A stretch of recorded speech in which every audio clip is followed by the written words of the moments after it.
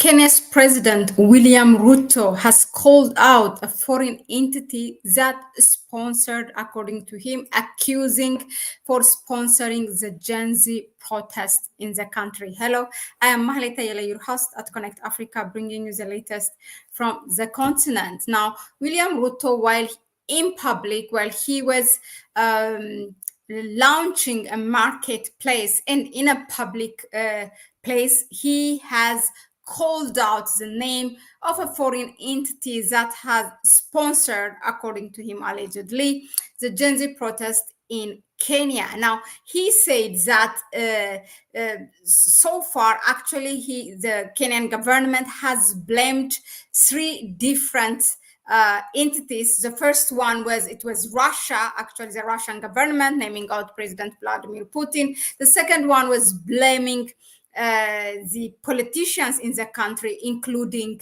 the opposition leader and who used to be the prime minister before, Raila Odinga. And the third one is now the Ford Foundation. Now, Ford Foundation is a U.S.-based NGO in Kenya, which has been operating since 1963. So they have like more than 6 decades operating in Kenya. Now, so far, as of yesterday, the U.S.-based Ford Foundation has denied the allegation. Now, what we know is that, let me just give you a bit of a background. Now, the Gen Z protest that started on the 18th June, it started as reject the finance bill, then occupy the parliament, Ruto must go, and then Ruto must resign, the IMF have to leave. So far, the latest in the past 2 days is that Ruto must resign, and then also IMF must go. But what did President William Ruto has done on his part so far? He has talked to a number of groups of the Gen Z protesters, and according to him, in a response to that, he has rejected the finance bill. So, it has been withdrawn, not rejected, but withdrawn. It might come up again, we don't know. And they have delayed the repayment of the IMF, which he said it will have a consequence. He said that it will have a consequence on Kenya. Number 3, he has dissolved he has sacked all his cabinet ministers or members. Kenya calls, its ministers as cabinet members, but it has sacked all the ministers except the president himself, the prime minister, and the foreign minister, except those 3, and the deputy president, actually. Except those positions, the whole cabinet have been dissolved. And according to him, this is also in response to after talking to the Gen Z protesters. This is what he said. So that is, there's some kind of steps that has been made by the government, but still he is trying to blame this Gen Z protest somewhere else, rather than, this is my analysis, rather than pointing a finger on the government administration, be responsible, and then move forward. So far, he did not make himself as the, responsible or accountable, the president himself. It's just that the other cabinet ministers that has been, that has been sacked, which doesn't look good, really. Those ministers, they wouldn't do anything without the instruction of the president, do they?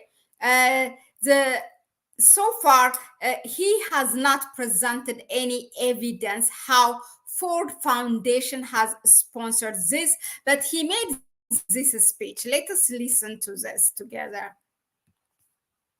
Protest. Shame on them, because they are sponsoring violence against our democratic nation. Mimi nataka niulize watu wa Ford Foundation, watuambie hiyo pesa wanatoa ifanye fujo ndio wapate faida gani? The president's claim showing that the government may not be certain on the actual financial, especially considering his deputy's recent allegations against the NIS. Nurdin Haji was trying to put up a team together to craft lies and propaganda and attribute the chaos that were in the country to leaders. I included, former President Uhuru Kenyatta and others. Yet it is very clear, and the president has admitted, that these protests were caused by the anger of the people of Kenya and their refusal of Finance Bill 2024. During the tour, President Ruto said that he would unveil a new cabinet next week after consultations, emphasizing that he will not compel any party to participate. His comments follows a statement from a section of the opposition leaders declaring that they would not participate in the national dialogue. I am ready, I am willing, I am prepared to consult and work with leaders who are willing to consult and work with us. Sisi tuko tayari kabisa. Yeah.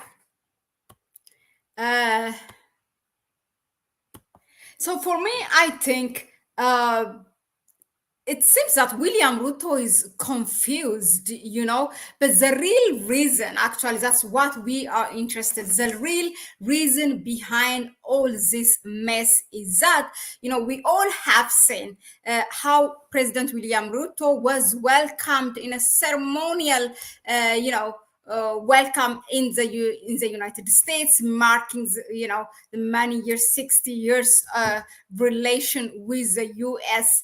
and it was the first of its kind for the U.S. to do it for an African leader. Now, he has given so much so far to the imperialists. Now, there are certain things, of course, it's not all for free that they have demanded from him. And we have seen, the tax increments, the removal of the subsidies, and increasing price on basic needs like bread. Those are the things, and the tax hikes. Those are the things that have ignited this social unrest, and he has to admit that. So he seems he's confused. I mean, he's blaming everywhere, to Russia, to the politicians in the country, to businessmen. Now, Ford Foundation may have or may not have sponsored this, but the truth of the matter, the real reason behind is this, that when you submit yourself to the imperialists, there is no halfway submission. I mean, they will keep on demanding from you. Now, he wanted to appease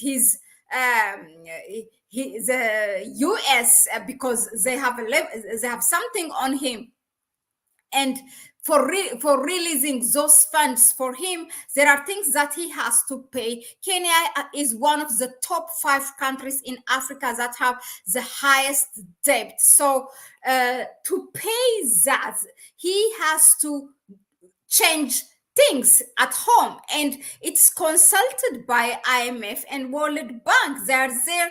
I mean, we have seen so many meetings with William Ruto and his people. It's after that, all the removing of the subsidies and the increasing of the prices, the tax increment, all came after that. So it was to pay this, they tell him you have to, because they have to keep on sucking the money from the poor countries. That's how IMF and World Bank get rich, from the interest that they put, and they're forcing you. They know the countries have weak and in the expense of the poor people, by increasing prices from the basic needs, where not the luxury things, the basic things where the poor people buy, like food.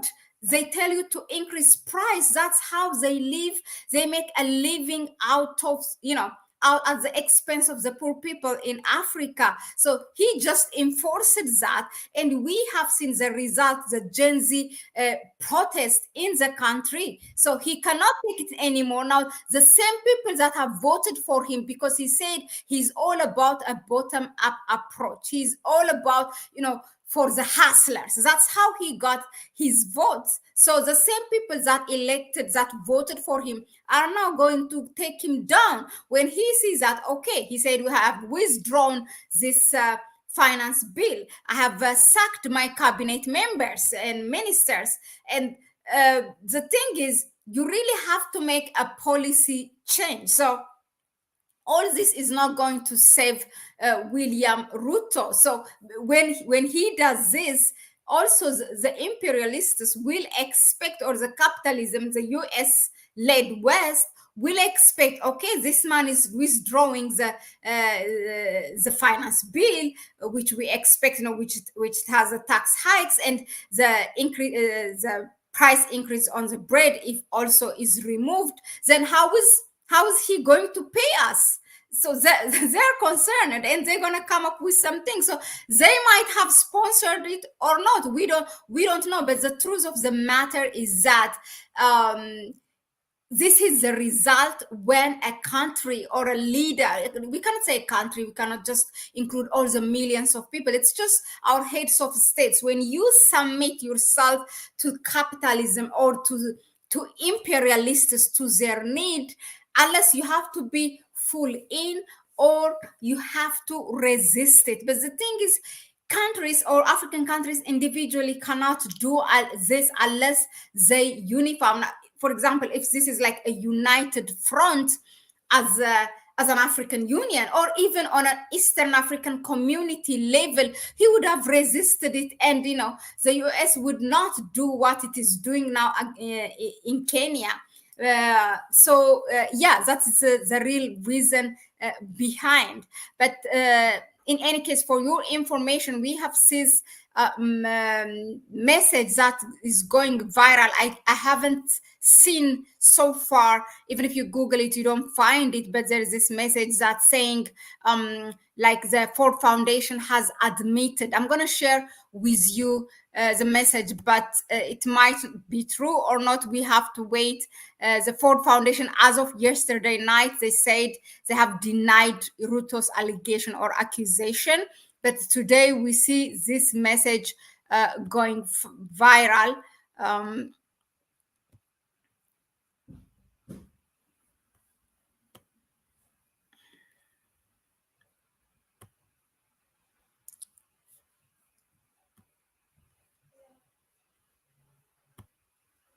Look, so it says, this is a Ford Foundation message.